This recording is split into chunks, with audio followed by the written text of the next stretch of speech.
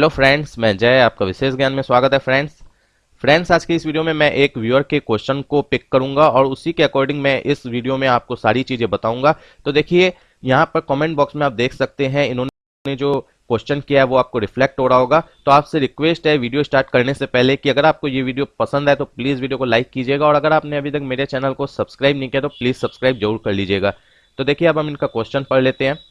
Please make a video on line sale in Tally. That is a trader load 50 bags sugar, 50 bags maida, 50 bags suji and 50 tins refined oil in his truck for door-to-door sale.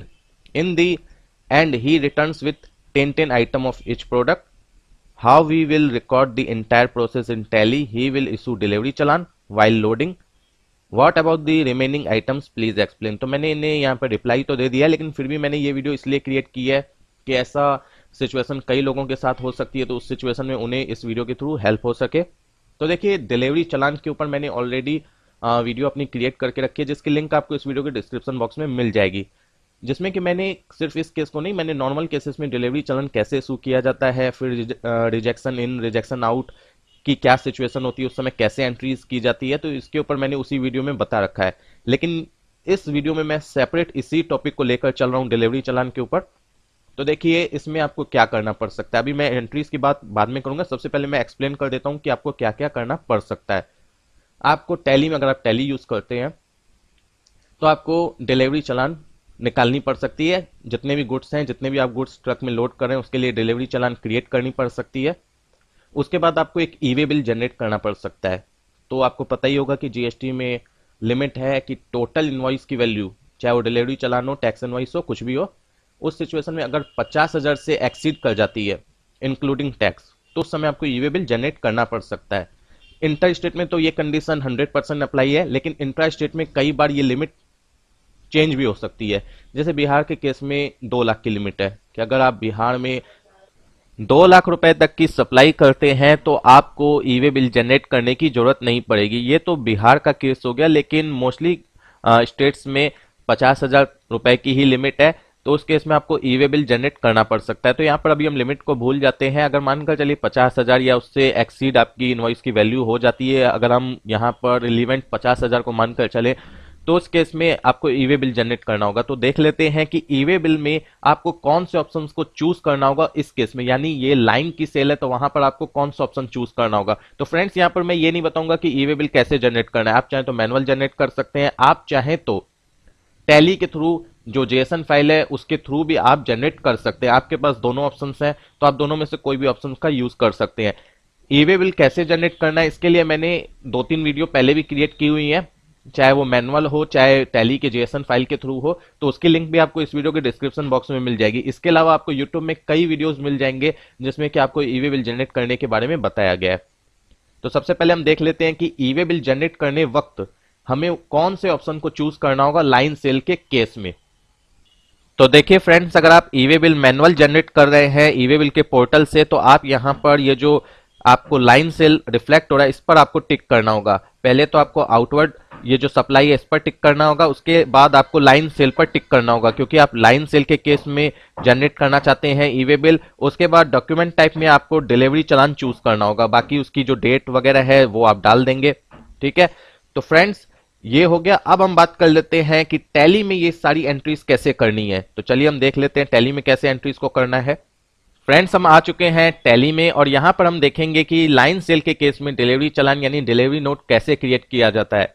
तो देखिए आपको क्या करना है, सबसे पहले आपको F11 यानी फीचर्स में आना है, उसके बाद इन्वेंट्री फीचर्स में आना होगा, उसके बाद आपको सबसे नीचे आ जाना है अदर फीचर्स में। यहां पर use tracking number enables delivery and receive note को यस कर लेंगे आप। अगर आपके केस में रिजेक्शन इन या रिजेक्शन आउट का केस है तो आप सेकंड ऑप्शन को भी यस कर लेंगे, अदरवाइज इसे एंटर करके या कंट्रोल इसे सेव कर लेंगे। ये जो आपने यहाँ पर चेंजेस किए इसीलिए यहाँ पर आपको सेव करना पड़ता है, तभी आपको इफेक्ट पड़ेगा टैली पर इसका। उसके बाद आपको आना है इन्वेंट्री वाउचर्स में, जिसकी शॉर्टकट की TH जो कि आपको रेड रंग से दिखाई दे रही होगी। इसमें आने के बाद आपको डिलीवरी नोट को सेलेक्ट करना होगा बटन बार से, जिसकी शॉर्टकट की है अल्ट के साथ F8, या बटन बार पे आप क्लिक करके भी सेलेक्ट कर सकते हैं। अब देखिए डिलीवरी नोट में आप लाइन सेल के केस में एंट्री कैसे करेंगे ये हम बात करने वाले हैं, लेकिन इससे पहले मैं आपको कुछ बातें क्लियर कर देता हूं लाइन सेल के बारे में। मानकर चलिए आपकी पार्टी ने चार पार्टीज हैं, इंट्रा स्टेट की बात कर रहा हूं, आपकी सिटी की हैं, आपको ऑर्डर देती हैं कि ये गुड्स चाहिए और एक ही व्हीकल में आप उनका गुड्स एक ही टाइम में डिस्पैच करते हैं। तो क्या उस केस में आपको डिलीवरी नोट क्रिएट करना चाहिए? चाहे तो आप कर सकते हैं, लेकिन उस केस में मोस्टली लोग सेल्स इनवॉइस क्रिएट करते हैं, क्योंकि आपको पता होता है कि ये जो गुड्स है किस पार्टी को जा रहा है, उनका जीएसटी नंबर क्या है, कितना क्वांटिटी में जा रहा है, किस रेट में बात हुई है, सारी चीजें आपको क्लियर होती है। तो उस केस में आप सेल्स इनवॉइस डायरेक्ट क्रिएट करेंगे, ड्राइवर को सारी सेल्स इनवॉइस देंगे, वो डिलीवर कर देगा सबके पास गुड्स। लेकिन कई लोग इस केस में भी डिलीवरी चालान क्रिएट करते हैं। ड्यू टू इस कारण हो सकता है कि उन्हें लगता हो कि ऑर्डर तो दे दिया, लेकिन गुड्स पहुंचने के बाद किसी कारण से रिटर्न ना आ जाए कुछ गुड्स उसमें से, चाहे रेट के पर्पज से आए, चाहे क्वालिटी के पर्पज से आए, किसी भी पर्पज से आए। तो बहुत से लोग डिलीवरी चालान पर ही गुड्स को भेजते हैं, लेकिन वो पार्टी के नेम से भेजते हैं जो डिलीवरी चालान क्रिएट करते हैं, क्योंकि उन्हें पता होता है कि ये जो गुड्स है किस पार्टी को जा रहा है, ठीक है, और जो क्वांटिटी वगैरह सब कुछ पता होती है। तो उस समय अगर वो डिलीवरी चालान क्रिएट करते भी हैं तो उन्हें सारी आइडिया होती है, वो उन पार्टी के नाम से डिलीवरी चालान क्रिएट करते हैं। जब गुड्स उन तक पहुंच जाता है, अगर कोई रिटर्न गुड्स नहीं आता है तो वो सेल्स इनवॉइस डायरेक्ट क्रिएट कर लेते हैं। गुड्स अगर रिटर्न आता है तो उस समय रिजेक्शन इनका एक वाउचर है जो मैंने अभी आपको बताया, उसमें वो एंट्री पास करते हैं। और जैसा कि मैंने आपको पहले भी बता दिया कि इसके लिए मैंने एक वीडियो सेपरेट क्रिएट करके रखी है, जिसकी लिंक आपको इस वीडियो के डिस्क्रिप्शन बॉक्स में मिल जाएगी, अगर आप उस टॉपिक को भी समझना चाहते हैं कि गुड्स अगर रिटर्न आता है या आप किसी को रिटर्न भेजते हैं तो किस तरीके से आप एंट्री करेंगे डिलीवरी चालान के अगेंस्ट में, ठीक है। लेकिन यहां पर ये केस अलग है, ये लाइन सेल का केस है। इस केस में आपको ये आइडिया नहीं होता है कि पार्टी का नाम क्या है, पार्टी का जीएसटी नंबर क्या है, पार्टी कितनी क्वांटिटी में गुड्स लेगी कि नहीं लेगी, कौन सी पार्टी कौन सा गुड्स लेगी और कितनी क्वांटिटी में लेगी, किस रेट में लेगी, आपको कोई आइडिया नहीं होता है। लाइन सेल के केस में आप सिर्फ गुड्स को लेकर निकलते हैं अपनी व्हीकल पर अपने आइडिया के अनुसार। जैसे आपकी सिटी में आपके 50 दुकानदार हैं जिनसे आपका टच है, या कहीं पर भी जो दुकानदार हैं जिनसे आपका टच है, आप व्हीकल पर गुड्स लेके निकल जाते हैं, ये सोचते हुए कि मैं निकल तो रहा हूं, सबको टच करते हुए जाऊंगा, उनसे ऑर्डर लूंगा, अगर वो ऑर्डर देंगे तो मैं व्हीकल से उन्हें उनका गुड्स डिस्पैच कर दूंगा। लेकिन आपको आइडिया नहीं होता है कि आपका गुड्स बिकेगा या नहीं बिकेगा। हो सकता है पूरा का पूरा गुड्स आपके पास वापस आ जाए, यानी कि गोडाउन में आपका पूरा का पूरा गुड्स वापस भी आ जाए, तो इसे ही लाइन सेल कहते हैं। इसके अलावा जैसे ये मैंने अभी केस लिया B2B का लिया, B2C की अगर मैं बात करूं, जैसे बहुत से लोग व्हीकल में लेकर गुड्स निकल जाते हैं और रास्ते पे कहीं पर भी व्हीकल रोक देते हैं, उसके बाद उस गुड्स को बेचते हैं, यानी B2C बेचते हैं। तो उस केस में भी फ्रेंड्स यही चीज होती है, सिर्फ इस बात का होता है कि मानकर चलिए B2C आपने सेल किया, आपने गुड्स गाड़ी में रख लिया और आप निकल गए लाइन सेल में, और आपने B2C गुड्स को सेल कर दिया, यानी कंज्यूमर को डायरेक्ट सेल कर दिया। तो उस केस में जब आप रिटर्न आएंगे अपने गोडाउन में, जितने गुड्स रिटर्न आएंगे वो तो आपके गोडाउन में आ जाएंगे, लेकिन जो सेल होंगे उसके लिए आपके पास दो ऑप्शंस हैं। या तो आप अलग अलग जो भी B2C आपने सेल किया सबके लिए अलग अलग सेल्स वाउचर यानी सेल्स इनवॉइस क्रिएट करें, या इसके अलावा आप कंसोलिडेटेड सेल्स इनवॉइस क्रिएट करें। B2C की केस में मैं बता रहा हूं, लेकिन अगर B2B का केस है, क्या पार्टी के लिए ही निकले हैं गुड्स को लेकर कि अगर पार्टीज लेंगी तो ठीक, अदरवाइज मैं गोडाउन आ जाऊंगा, तो उस केस में आप सभी पार्टीज के लिए सेल इनवॉइस क्रिएट करेंगे डिलीवरी चालान के अगेंस्ट में, ठीक है। यहां पर आपको पार्टी को, कई लोगों को आपने ऐसा देखा होगा कि बहुत से लोग मैनुअल वाउचर दे देते हैं, ठीक है। जैसे जाते हैं कि कितनी क्वांटिटी में उन्हें गुड्स दिया और क्या रेट्स वगैरह हैं, उसके लिए वो मैनुअल वाउचर हाथ में लेके घूमते हैं और मैनुअल वाउचर काटकर पार्टीज को दे देते हैं, इनवॉइस बोल देते हैं कि हम बाद में दे देंगे। तो उस केस में आप जब सेल्स इनवॉइस क्रिएट करेंगे तो वहां पर जो वाउचर आपने उन्हें प्रोवाइड किया है मैनुअल वाउचर, उसका रेफरेंस नंबर यानी उसका जो नंबर है वो सेल्स वाउचर में आप रेफरेंस नंबर में डाल देंगे कि ये जो आपकी सेल्स इनवॉइस क्रिएट हो रही है किस रेफरेंस के थ्रू क्रिएट हो रही है, यानी जो वाउचर नंबर है मैनुअल वो आप वहां पर फीड कर देंगे। तो चलिए सबसे पहले हम डिलीवरी चालान क्रिएट करते हैं लाइन सेल के केस में। तो यहां पर एक बात याद रखिएगा, आपने ई वे बिल के पोर्टल पे देखा होगा, अगर आपने कभी लाइन सेल वहां पर सेलेक्ट की होगी ले जाने के केस में, तो वहां पर बिल टू और बिल फ्रॉम दोनों सेम हो जाता है, ऑटोमेटिक वो सेम हो जाता है, क्योंकि यहाँ पर आपको ये आइडिया ही नहीं होता है कि मैं किसको गुड्स सेल करने जा रहा हूँ, तो इसीलिए वो आप ही के नाम से वहां पर बिल टू बिल फ्रॉम दोनों सेम रहते हैं, ठीक है। और वहां पर टैक्स भी कभी कैलकुलेट नहीं होती, अगर आपने देखा हो, अगर आप वहां पर अमाउंट डालेंगे, क्वांटिटी डालेंगे, रेट्स वगैरह जो भी डालेंगे, वहां पर आपको कभी भी ई वे बिल के पोर्टल पर लाइन सेल के केस में टैक्स कैलकुलेट नहीं होती है। जैसा कि आप मेरी स्क्रीन पर देख सकते हैं, यहां पर मैंने टोटल टैक्सेबल अमाउंट 1,00,000 रुपए डाला है। यहां पर CGST और SGST ई वे बिल के पोर्टल पर कैलकुलेट नहीं हो रही है, क्योंकि यहां पर बिल टू और बिल फ्रॉम दोनों सेम है। जिसने गुड्स को भेजा है उसने अपने ही नाम से बिलिंग की है, क्योंकि उसे अभी तक ये पता ही नहीं है कि ये गुड्स किसे बिकेगा, ठीक है, इसीलिए अपने नाम से बिलिंग करनी होती है। तो अब आप देखिए वापस से हम आ जाते हैं टैली में। यहां पर आपको एक अपने नाम से लेजर क्रिएट करना होगा। जैसे कि आपने ब्रांचेस अकाउंट देखा होगा कि आप अपने ही ब्रांच में भेजते हैं गुड्स, तो वहां पर टैक्स वगैरह कैलकुलेट नहीं करते, वहां पर एग्जाम्प्ट होती है। मैंने उसकी भी वीडियो क्रिएट करके रखी है, उसकी भी लिंक आपको इस वीडियो के डिस्क्रिप्शन बॉक्स में मिल जाएगी अगर आप उसे भी समझना चाहते हैं तो। अभी आ जाइए वापस से इसी टॉपिक पर, हम आ जाते हैं लेजर्स में। मैंने अपने ही नाम से, जैसे अमित पाइप नाम से कंपनी है, और जो मैंने जीएसटी का जो भी रजिस्ट्रेशन किया है F11 में, यानी वहां पर जो भी डिटेल्स डाली है F11 स्टेचुटरी एंड टैक्सेशन में, वही डिटेल्स मैंने इस लेजर में भी डाल दी है, ठीक है। लेजर भी सेम नाम से क्रिएट किया है, जीएसटी नंबर वगैरह सब कुछ सेम डाला हुआ है, ठीक है। यहाँ पर मैंने भूल से सनरे क्रेडिटर चूज किया हुआ है, डेटर क्रेडिटर कुछ भी चूज कीजिएगा, कोई दिक्कत नहीं है, ऐसे डेटर चूज कर लीजिएगा। अब आ जाते हैं वापस से डिलीवरी नोट में। यहां पर आपको मैंने एक डिलीवरी नोट ऑलरेडी क्रिएट करके रखा है डीबुक में, आप देख सकते हैं। यहां पर पार्टी नेम में आपको ले लेना है खुद का फार्म का नाम, ठीक है, जो मैंने ले लिया है, आप देख सकते हैं। और यहां पर सारी डिटेल्स परफेक्टली फिल होनी चाहिए, एड्रेस वगैरह सब कुछ परफेक्टली फिल कर दीजिएगा जब लेजर क्रिएट करेंगे। उसके बाद सेल्स लेजर में सेल्स, और यहाँ पर आइटम डाल देंगे, जो भी आइटम है। मैंने अभी यहाँ पर एज्यूम किया सिर्फ एक ही कोई आइटम। उसके बाद ट्रैकिंग नंबर 1 ऑटोमेटिक आ जाएगा, आप डाल सकते हैं, अदरवाइज आप न्यू भी डाल सकते हैं अपने मन से कोई नंबर, ताकि आप जब सेल्स इनवॉइस क्रिएट करें इस डिलीवरी चलान के अगेंस्ट में, तो आप ट्रैकिंग नंबर के थ्रू इसे ट्रैक कर सके। बहुत से लोग नॉट एप्लीकेबल भी कर देते हैं, तो वो मत कीजिएगा। उसके बाद यहाँ पर क्वांटिटी रेट्स वगैरह सब कुछ डाल देंगे जैसे डालते हैं आप नॉर्मली।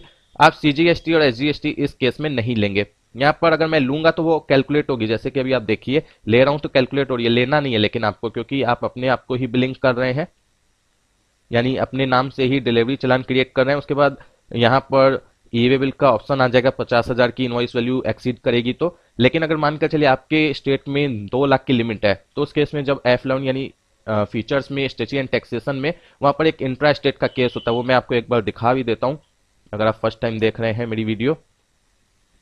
यहां पर देखिए, यहां पर जो लिमिट है इसे आप बढ़ा देंगे इंट्रा स्टेट के केस में, सॉरी नीचे वाली लिमिट, इंट्रा स्टेट के केस में आप इसे 2 लाख कर देंगे, तब आपको ई वे बिल का वहां पर ऑप्शन नहीं आएगा, ठीक है। लेकिन अगर 50,000 रहेगी तो ऑटोमेटिक आ जाएगा जैसे इनवॉइस की वैल्यू 50,000 से एक्सीड करेगी। उसके बाद यहाँ पर आपको इसे फिल करना होगा, क्योंकि आपको ई वे बिल जनरेट करना होगा इस केस में।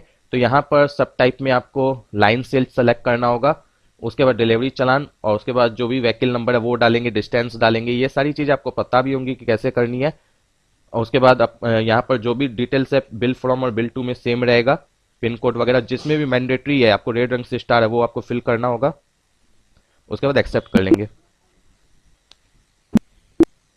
और आप यहाँ पर देख सकते हैं कि जैसे मैंने यहाँ पर एक्सेप्ट किया डिलीवरी नोट को, आपको ई वे बिल जनरेट करने के लिए जेसन फाइल एक्सपोर्ट करने का ऑप्शन आ चुका है। आप चाहें तो यहाँ से एक्सपोर्ट करके भी ई वे बिल जनरेट कर सकते हैं, और आप चाहें तो मैनुअल भी कर सकते हैं। चलिए फ्रेंड्स, अब हम सेल्स इनवॉइस क्रिएट कर लेते हैं। तो यहाँ पर जो रेफरेंस नंबर है, यहाँ पर जो मैनुअल बुक अगर आप लेके गए होंगे और वहां पर अगर कोई रिसिप्ट वगैरह दी होगी पार्टी को, तो वो नंबर डाल देंगे। फॉर एग्जांपल यहाँ पर मैं 1 डाल देता हूं। अब मैं पार्टी ले लेता हूं जिसको मैं बिलिंग करूंगा, ठीक है। तो यहाँ पर डिलीवरी नोट में यहाँ पर आपको कोई ट्रैकिंग नंबर वगैरह नहीं आ रहा है, क्योंकि यहाँ पर पार्टी चेंज हो रही है। डिलीवरी चलान जो आपने क्रिएट की थी वो क्रिएट की थी आपने अपने खुद के फार्म के नाम से। अगर आप यहां पर अमित चुनेंगे यानी अपनी फार्म को चुनेंगे तो ट्रैकिंग नंबर आएगा, अदरवाइज नहीं आएगा। तो फ्रेंड्स, नॉर्मल केस में जो हम डिलीवरी चलान क्रिएट करते हैं तो उस केस में आपको यहाँ पर ट्रैकिंग नंबर आता है, क्योंकि डिलीवरी चलान हम उसी पार्टी के नाम से क्रिएट करते हैं और सेल भी उसी नाम से होती है। तो उस केस में यहाँ ट्रैकिंग नंबर आता है, तो आप ट्रैकिंग नंबर चूज कर सकते हैं। एक इनवॉइस के अगेंस्ट में आप 2 3 4 5 जितने भी डिलीवरी नोट है सब सेलेक्ट कर सकते हैं। आप जैसे सेलेक्ट करेंगे, मानकर चलिए यहाँ ट्रैकिंग नंबर आता एक, तो एक सेलेक्ट करते उसके बाद फिर एंटर प्रेस करते तो फिर नीचे आ जाता दूसरा ट्रैकिंग नंबर सेलेक्ट करने के लिए। अगर आपको करना है तो कर सकते हैं, अदरवाइज उसे स्किप कर सकते हैं। लेकिन इस केस में बिल्कुल उल्टा है, क्योंकि इस केस में पार्टी चेंज हो जा रही है। वहां पर मैंने खुद के नाम से बिलिंग की थी, यहां पर पार्टी के नाम से बिलिंग हो रही है, तो यहाँ ट्रैकिंग नंबर नहीं आएगा। तो यहाँ पर नॉट एप्लीकेबल करके हम आगे बढ़ जाएंगे। यहाँ पर सिर्फ हमें एंट्रीज को करना है, तो देख लीजिएगा कि इसका इफेक्ट कैसे पड़ेगा, मैं आपको दिखा दूंगा। सेल पेन, यहां पर देखिए ट्रैकिंग नंबर आ रहा है, लेकिन यहां पर भी मुझे कोई डिटेल अपने आप नहीं आ रही है कि ट्रैक करने के लिए कुछ दिया जा रहा है। तो मैं क्या करता हूं, न्यू नंबर 1 डाल देता हूं, ताकि मैं समझ सकूं खुद के लिए कि ये जो मैंने ट्रैक किया है किस डिलीवरी चलान के अगेंस्ट में किया। तो डिलीवरी चलान का नंबर यहां पर आप न्यू नंबर में डाल देंगे, क्योंकि यहां पर ऑटोमेटिक तो आ नहीं रहा है पार्टी चेंज होने के कारण। तो इस केस में आपको इसी तरीके से करना होगा, जबकि टैली में ये फीचर देना चाहिए था लेकिन इन्होंने दिया नहीं है। उसके बाद सीजीएसटी एसजीएसटी जो भी केस एप्लीकेबल है वो आप यहाँ पर अप्लाई कर देंगे, एंट्री को एक्सेप्ट कर लेंगे। अब चलिए हम देख लेते हैं इसका इफेक्ट स्टॉक समरी में। यहाँ पर 100 पीस आपको माइनस में रिफ्लेक्ट हो रहा है, क्योंकि मैंने परचेज की एंट्री नहीं की थी तो उससे कोई प्रॉब्लम नहीं है। यहाँ पर आप देखिए आपको 10 पीस रिफ्लेक्ट हो रहा है कि आउटवर्ड सप्लाईज हुई है जय को, और 90 पीस आपको डिलीवरी चलान में रिफ्लेक्ट हो रहा है। आप देख सकते हैं 90 पीस आपको यहाँ पर रिफ्लेक्ट हो रहा है। अब आ जाते हैं हम दूसरी जगह भी इसका इफेक्ट देख लेते हैं, और आपने देखा कि डिलीवरी चलान जो था उसमें से 10 पीस घट गए। यहां पर statement of inventory sales bill pending, यहां पर भी आप देख सकते हैं 100 था टोटल, 90 पेंडिंग। और उसके बाद यहां पर अगर हम डिटेल कर दें तो आप देख सकते हैं -10 आपको सेल्स इनवॉइस का रिफ्लेक्ट हो रहा है। इसी तरीके से फ्रेंड्स आपको जितनी भी पार्टीज हैं उनकी सबकी बिलिंग इसी तरीके से करनी होगी। यहां पर सिर्फ डेमो के रूप में मैंने एक बिलिंग ही आपको दिखाई कि किस तरीके से आप करेंगे। फ्रेंड्स यहां पर मैं कुछ बातें आपको और क्लियर कर देना चाहता हूं। जैसे मानकर चलिए अभी मैंने बिलिंग की थी तो यहां पर मैंने बताया था कि पेन में मैंने, क्योंकि ट्रैकिंग नंबर ऑटोमेटिक नहीं आ रहा था, तो पेन जब मैंने सेलेक्ट किया उसके बाद मैंने यहाँ पर न्यू नंबर में 1 डाल दिया था जो डिलीवरी चलान का नंबर था, ठीक है। लेकिन अगर आप नहीं डालते, नॉट एप्लीकेबल कर देते, तो आप देखिए उस केस में क्या होगा। उस केस में आपको क्या होगा कि जैसे 100 पीस मैंने डिलीवरी चलान में आइटम लिया था और 10 पीस मैंने सेल किया, तो अगर नंबर डाल देते तो यहाँ पर 90 हो जाता डिलीवरी चलान और 10 पीस इसमें चला जाता, यानी टोटल 100 पीस ही होते, सिर्फ डिलीवरी चलान में से उतना कम होकर सेल में चला जाता। लेकिन इस केस में क्या होगा, अगर आप नॉट एप्लीकेबल कर देंगे तो 100 पीस उसमें तो रह ही जाएगा डिलीवरी चलान में, और आपका 10 पीस अलग से आपको सेल में रिफ्लेक्ट होगा। तो ऐसा आपको बिल्कुल नहीं करना है। यहाँ पर मैंने इसीलिए एंट्री भी करके आपको दिखा दी, एक परचेज की एंट्री की है मैंने, जिसके कारण आपको यहाँ पर क्लोजिंग स्टॉक भी रिफ्लेक्ट हो रहा है। इसके अलावा मैं एक बात और क्लियर कर दूं, जैसे आप ये नहीं कर लीजिएगा कि डिलीवरी चलान क्रिएट करते वक्त मानकर चलिए आप लाइन सेल के केस में ले जाना है गुड्स, तो कैश मत सेलेक्ट कर लीजिएगा, ठीक है। आपको अपने ही फार्म के नाम से बिलिंग करनी होगी, वहां कैश वगैरह नहीं सेलेक्ट कीजिएगा, क्योंकि उसी के अकॉर्डिंग आपकी पोर्टल पे जो जीएसटी ई वे बिल का पोर्टल है वहां पर आपका इसी के अकॉर्डिंग ई वे बिल निकलेगा। अब आ जाते हैं हम स्टेटरी रिपोर्ट्स में, यहाँ पर जीएसटीआर 1 में देख लेते हैं। तो यहाँ पर देखिए जो 10 पीस मैंने सेल किया उसी की डिटेल्स होगी आपको,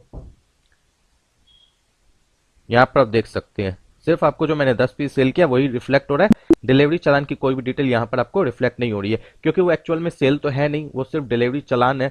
सेल इनवॉइस तो अभी तक क्रिएट हुई नहीं है।